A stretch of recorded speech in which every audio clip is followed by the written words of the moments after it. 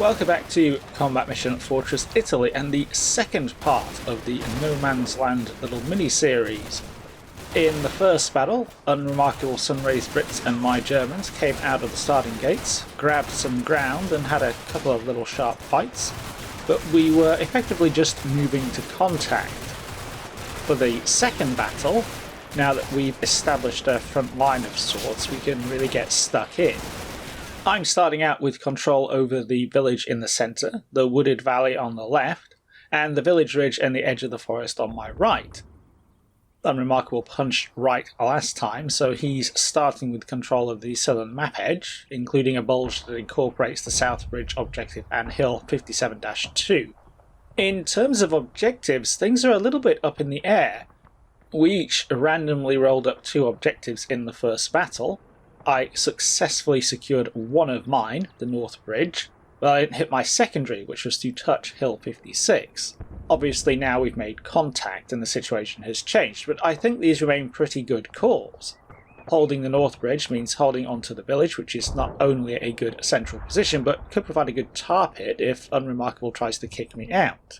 Hill 56 is certainly a long way away, but it's also some key terrain. Unremarkable's new deployment zone isn't actually very deep, especially for vehicles which are going to be squeezed between the village and the bog.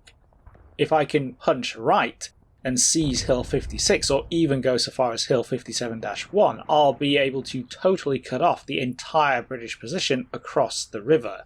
Now, this might not matter in strict combat mission terms, but it's the kind of thing we might be able to hash out an effect for in subsequent games. If nothing else, it'll put the pressure on, and if Unremarkable is focused on the South Bridge area, then I might be able to hit him where he's weak.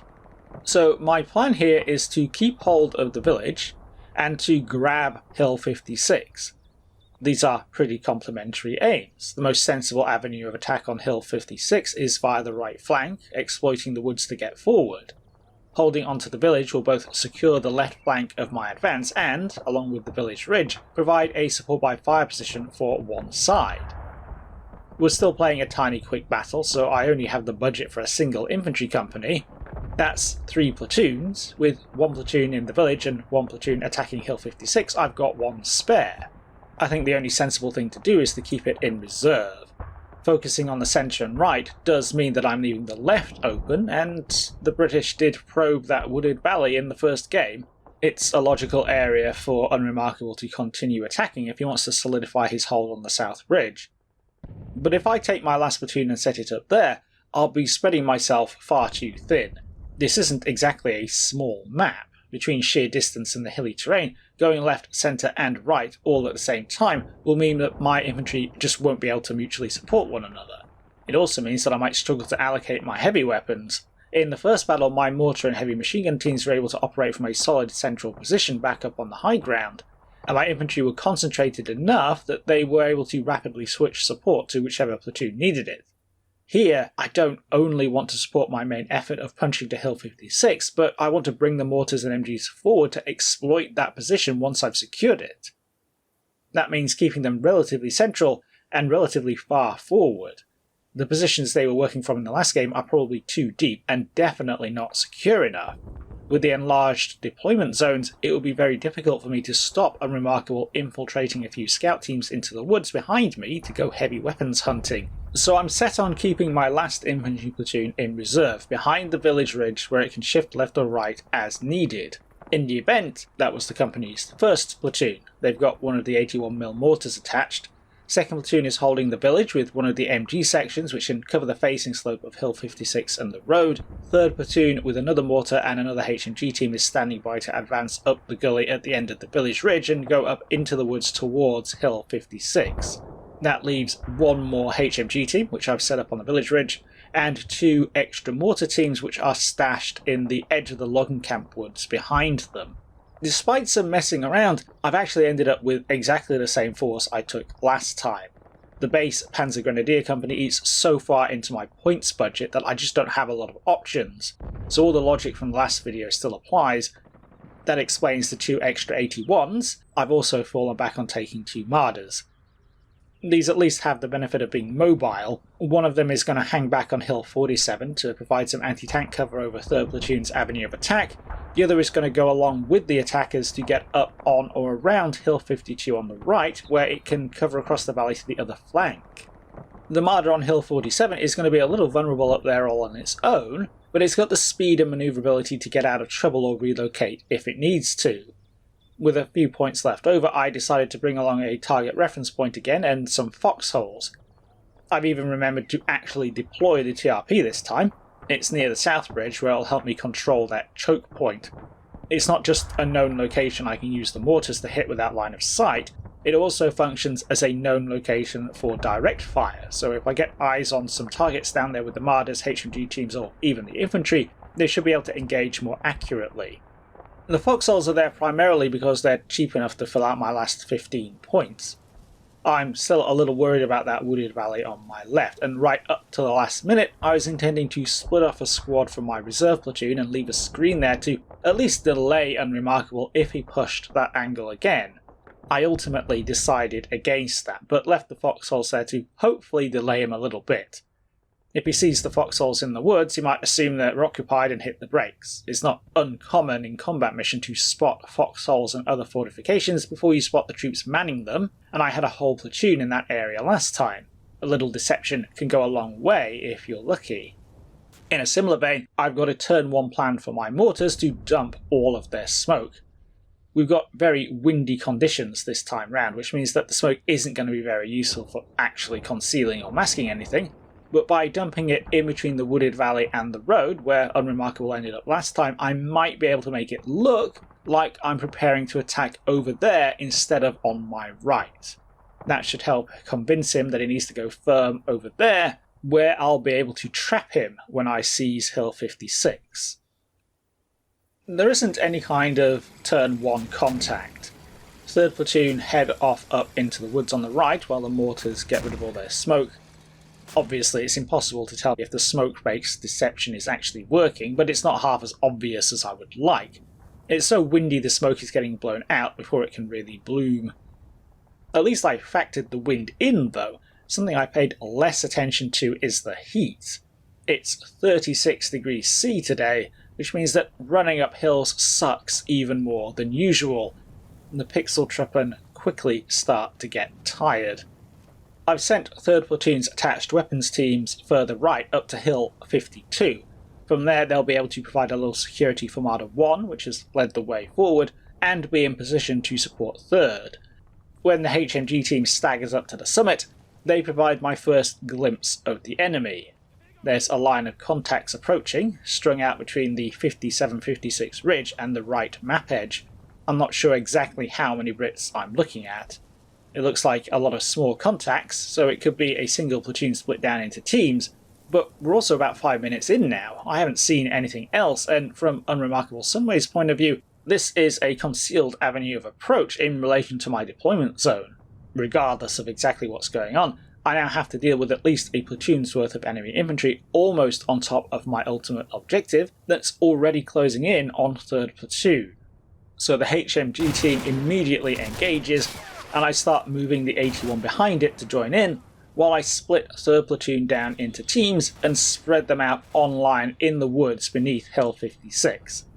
With a bit of luck, Unremarkable will concentrate on my teams engaging him from Hill 52, and rush for cover in the woods where 3rd Platoon can get the drop on them. He has clearly seen my HMG team. They don't even have time to set the tripod up before British 3-inch mortar bombs start ranging in on them. Combined with some accurate Brennan rifle fire, it's not long until Hill 52 becomes untenable. And not just because Unremarkable is able to concentrate fire on it. I can see contacts going firm by Hill 56, presumably as a base of fire, while more keep advancing on my right and start crossing the road. 3rd Platoon's wood slopes down from the valley side and they can't cover the far right. With Hill 52 suppressed, there's nothing to stop British infantry from hitting that flank hard and enveloping both 3rd Platoon and Hill 52, not to mention threatening my forces behind the village ridge if they get so far as the railway huts, which is exactly what they did in the last game. I have a pretty clear choice here. I can abandon this flank before it all goes sideways, or I can double down. If I abandon it, I'm giving up the whole right flank, I'll have to disengage downslope towards the village or the Looking Camp Woods with Unremarkable hot on my heels. I'll have to completely reorient because my positions behind the village edge will be overlooked and compromised. But reinforcing the right, I feel like I've got a reasonable chance of putting the hurt on. 3rd Platoon remains unengaged and in a good position. Being forced to pull back from Hill 52 may well serve to draw at least some of that British infantry onto 3rd's 6 machine guns. And I still have 1st Platoon in reserve. I can send them up the slope between Hill 52 and the railway huts to stabilise that area. I decide to get stuck in. It's not a great situation, primarily because my supporting mortars are going to find it difficult to target the Brits as long as they stay back from the crests on the right flank. But I'm sure things will be much worse if I decide to turn tail. So 1st Platoon starts up the valley side, and 3rd Platoon hunkers down and waits for targets in the woods. You don't have to wait long. There are plenty of 3-inch mortar bombs dropping on Hill 52 now, enough that Unremarkable seems to think it's safe to advance his base of fire. As they come out from behind Hill 56 and move down to the road, 3rd Platoon begin to engage them. Line of sight is patchy, so it's not clear how effective their fire is to begin with, but soon there's a whole British platoon rushing into the woods. I've no idea whether that's because Unremarkable is trying to close the distance as fast as possible, or because 3rd Platoon has managed to stay hidden, but either way they've got a target-rich environment. Too target-rich, if anything. Despite casualties, the Brits are able to close here and there. I only have 2 of 3rd's 3 squads up, mostly to keep them spread out and to maintain a local reserve, but I suspect there's also some poor mental calibration here on my part. I'm playing these turns at the same time I'm shooting through platoon patrol runs in Shock Force 2, and I might be overestimating the firepower I have here. Sure, I've got some machine guns, but 10 of the 12 men in these squads only have bolt-action rifles. I've definitely been underestimating Unremarkable Sunray's commitment to this flank. The horde of British infantry contacts engaged with 3rd Platoon is threatening to envelop them on their right, so I have to commit 3rd's reserve to head them off. More Brits crest the summit of Hill 52 and advance down the railway line, and I'm only able to stymie them because I threw 1st Platoon up the valley side. At the same time, more contacts come over the 57-56 ridge and start to advance down the valley towards the bog and the south bridge. The HMG teams I've stashed in the village engage, but the range is long and they're probably not very effective. It's abundantly clear that Unremarkable's main strength is on the right. Each of these efforts is at least in platoon strength, and they're supported by some mortars that I haven't spotted yet. That's a whole company with support, and I've basically run right into it. So well done me, I've now got 2 separate platoon-sized engagements on either side of Hill 52, and my fire support is really out of position to get effectively stuck in. My infantry are at least holding their own. The casualties are starting to pile up on both sides, but 3rd Platoon were ready and waiting, and 1st just about managed to get into position to fight a defensive fight rather than a meeting engagement against those flankers on the right. It doesn't take much to tip the balance, though. Unremarkable throws a Sherman into the fight in the woods. I've been forced to pull Marder 1 back from Hill 52 lest it gets swarmed by infantry, so the approach at the right flank is uncovered. Marder 2 on the far side of the valley might have gotten some line of sight as the Sherman came out from behind Hill 56, but it had also been attracting mortar fire, and I'd made the call to pull it back at exactly the wrong moment. 3rd Platoon has no answer to the Sherman. It drives into the wood, full MG blazing, and starts to shoot up the German fire teams with total impunity. It even crosses the entire front of the platoon, blasting away with its 75mm gun. German Panzer Grenadiers platoons in this period don't have any organic anti-tank weapons. 3rd are quickly shattered, and I have no choice but to pull them back. If I'm really lucky, I can reposition Marder 2 and use 3rd's retreat to the lower edge of the wood to lure the Sherman into its field of fire. But as Marder 2 heads off to the high ground further at the left to get some more altitude and a better view, a second Sherman appears. This one is just below the summit of Hill 57-3 on the left, where it can fire across the valley, engage 1st Platoon positions on the right near the railway huts, and worse, get eyes on Marder 1. Things are very rapidly starting to go sideways. Marder 1 dashes down slope to get out of trouble, The second Sherman does get a shot off and it barely misses, but the impact of the round underneath the hull takes Marder 1's driver out, forcing the commander to take over. The tank destroyer gets away, but only by the skin of its teeth. At the same time, the 1st Sherman leaves 3rd Platoon's wood, drives over Hill 52 and gets stuck into 1st Platoon. Now sandwiched between 2 enemy tanks, the 2nd Sherman shooting them in the back, 1st start to melt away as well. They're just not in a tenable position, they can't deal with the British armour and I have to get them out of there.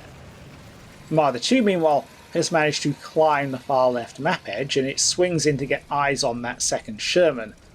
Unluckily for me, it crests the ridge just at the end of the turn, and Unremarkable is able to spot it and rush his tank to safety over the crest it was hiding behind before Marder 2 can get a shot off. That at least takes some of the pressure off 1st Platoon. They still have the original Sherman bearing down on them though, so I start pulling them back below their crest and manoeuvring Marder 2 on the far left to threaten the Sherman. This seems to work. Unremarkable stashes it behind the little rise near the railway huts. It pops out once or twice to try and engage Marder 2, which manages a comically bad miss in return, but the immediate threat to 1st Platoon and its supporting weapons teams is countered for now. Both 1st and 3rd Platoons have lost about a squad's worth of men, and I'd like to think they gave better than they got, but at the same time they're clearly on the verge of shattering. They've not only taken a severe kicking to their morale state, but slugging uphill and fighting in the sun, they're close to knackered too. They've both managed to successfully disengage, but they clearly can't stay where they are, waiting for the Shermans to come back and finish them off. So I start to bring both platoons and their supporting teams back down the slope. Conceding the high ground on the right means that my jumping off point between the village ridge and the logging camp woods is probably only a few minutes away from turning into an absolute death trap. So 3rd Platoon follow the woods down and slip left down a small dip to regroup in the village under 2nd Platoon's protection. 1st streams back down towards the logging camp woods to occupy the tree line and offer some reverse slope resistance to any enemy infantry who crown the heights. It's only taken about 15 minutes to get to this point, but it looks like Unremarkable is as content enough to avoid further contact, reorganise and manoeuvre as I am. So both platoons successfully evacuate the right flank. This in turn frees up the Marders, which I try to keep out of sight and shuffle about to positions where they might hopefully be able to deal with the Shermans when they reappear. And they do reappear. Sherman 2 had disappeared into the wooded valley and pops up again having crossed the South Bridge, transiting across the front of the village to get into 3rd Platoon's now abandoned wood. A few turns later, British infantry starts to creep onto the high ground on the right, and the 1st Sherman rushes out from near the railway huts, down slope, and into the logging camp woods. This is terrible news. Not only could neither of the Marders cover that approach, but I don't fancy their chances going after a turreted vehicle in the close confines of the wood. I sent Marder 1 in there to cover the logging camp itself in case Unremarkable tries to bypass completely and go deep, but the Sherman manages to spot it through the trees and gets a hit in. Amazingly, Marder 1 survives. The incoming round went straight through the left rear drive wheel instead of the hull, and although the gunner caught some blast or shrapnel, the vehicle's still up and running. The crew are definitely shaken though, and they try to reverse out of trouble.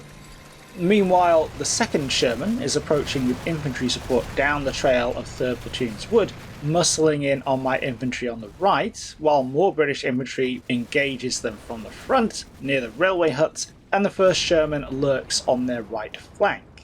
It's clear that Unremarkable is making a move. The infantry I can deal with. I have plenty of mortar ammunition left, and I'm eventually able to scour them off the high ground with 81mm high explosives. A scout team approaches the village from the direction of the South Bridge and is quickly dealt with by 2nd Platoon, and when more enemy men leave 3rd Platoon's wood and start to approach around the edge of the village ridge, they run into a storm of machine gun fire and get hit in the flank by my HMG teams in the village. But I can't stop the 1st Sherman enfilading the tree line and chewing up 1st Platoon, and I can't stop the 2nd Sherman coming over the village ridge and blasting away at them from the other side. I have managed to somewhat close down Sherman 2. Both tank destroyers are in or close to the woods on the other side of the road, Marder 2 lying in wait to cover the logging camp side of the village ridge, and Marder 1 manoeuvring round on the village side to catch it if it falls back. But it's tricky. Unremarkable is doing a really good job of keeping Sherman 2 masked from the Marders behind the central lump of the village ridge, and he's got a few teams out on the right somewhere, threatening to shoot into the open rear of the Marders. Eventually the Sherman makes a dash forward. Marder 1 gets a spot, but not only loses it before it can get a shot off, but repeats the process a few seconds later. What's left of 1st Platoon in the woods at least escapes any major pain as the Sherman rolls past to link up with the other one, but that's because I've pulled my infantry deeper into the woods and they can't really fight from in there. By now it's clear that we're both running out of momentum. The only part of my force with any offensive potential that hasn't been broken is 2nd Platoon, and there's no way I'm sending them out of the relative safety of the village while those Shermans are still hanging around. On the other hand, it looks like Unremarkable's British infantry have also had a really bad day, and although he's still got the 2 Shermans, sending them off to clear the woods alone with no infantry support is probably a bad idea. So we agree to ceasefire. In the final analysis, I don't think I've come out on top. I've lost fewer men, 53 casualties compared to the British 66, but I'm also back where I started. Unremarkable Sunray smashed up my threat to his left, and between following up and extending into the wooded valley on his right, he's finished in a position where he's got the village surrounded on 3 sides. Obviously, something went wrong here. In fact, a few things obviously went wrong here.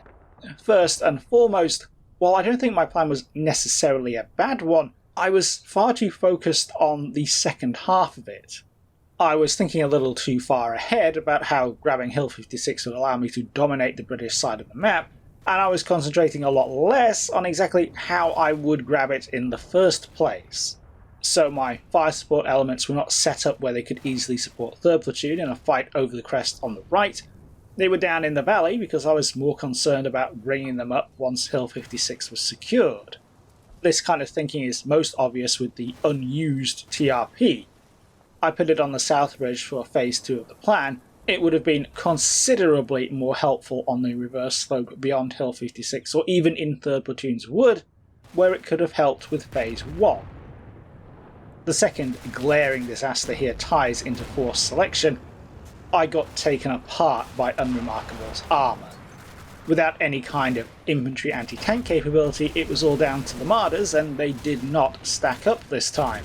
A good deal of that is to do with how well Unremarkable handled his Shermans and how I casually got my infantry into positions where the Marders couldn't easily support them, but it's also because the Marders are just flimsy tank destroyers and I've got to be really careful with them. I'd have been much more comfortable with a couple of Panzer IVs, not least because they could have supported 3rd Platoon and wreaked havoc on the right, but I just didn't have the points to take them. We've got a force selection format here where we each pick an infantry company and then build around it. Because of playing Fortress Italy in July 43, there's only one option for the Germans. It's expensive, and I just don't have a lot of points left over to back it up. The Brits, on the other hand, have comparatively bare bones infantry companies, and that gives them a lot more scope for adding in support. Excuses, I know. I don't want to take anything away from Unremarkable somewhere here. War is a competition of incompetence. He was a lot more competent than I was this time round. Now that the village is almost surrounded, we'll have to see how things pan out if we get round to going again. That's it from Italy for now though. If you'd like to see these videos early and support the channel, you can do so via Patreon and YouTube memberships. Whether you do or not, thanks for watching, and I'll see you in the next one.